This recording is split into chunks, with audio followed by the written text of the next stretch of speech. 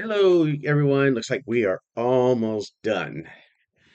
Phew! This was definitely an eye-opening course this summer, and I'm glad I took it. It was really kind of cool. So I took the Greater Good Altruism Quiz, and I scored an 81 out of 100, which I guess suggests that I have a high tendency to help others in need.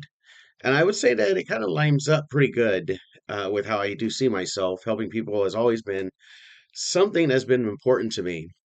And over the years, I have volunteered with several service organizations, such as Kiwanis, Lions Club, Rotary. I was also president of the PTA when my kids were little.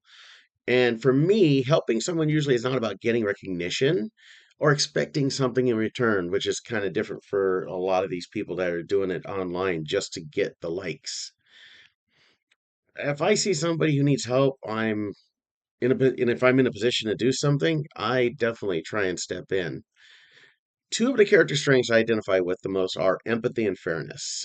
Empathy is especially important to me because I think people are often dealing with things that we know absolutely nothing about. It can be easy to judge somebody based on how they're acting in one moment, a snapshot in time, without knowing what is happening in their personal life. I see this a lot in construction, and a lot of people don't know this. Construction can sometimes have a culture where people are expected to be tough. We're tough construction workers. We keep our personal problems to ourselves and we just continue to work. Keep your head down, do what you need to do.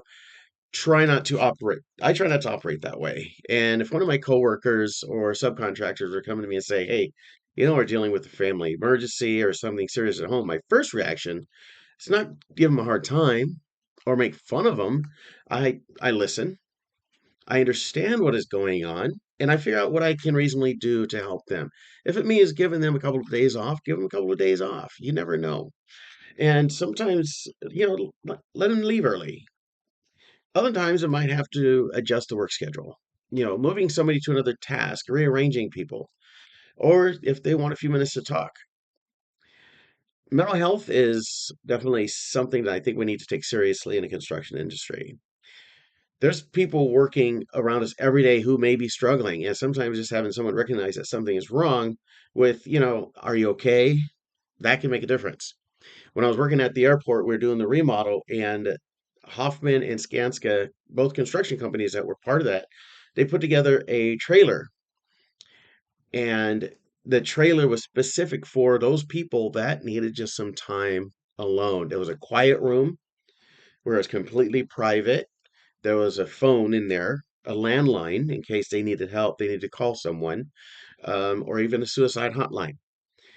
And there were also, if you don't want to blow off steam, there were video games, there was a pool table, a foosball table, a place where we could go in and congregate.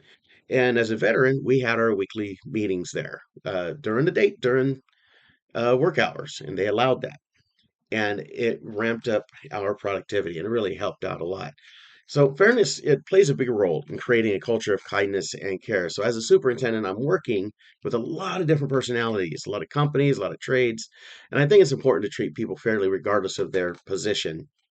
For me, creating a culture of kindness, it doesn't mean avoiding accountability. We still have our schedules, we still have our safety requirements, our quality standards, and we do have responsibilities that have to be met. But I believe that you can hold people accountable while still treating them like human beings.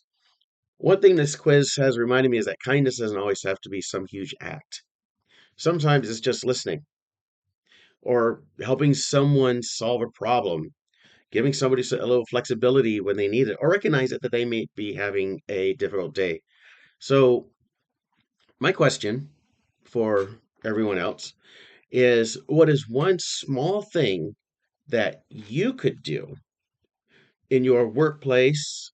What small thing you can do in your family or community that could make someone feel more supported or cared for?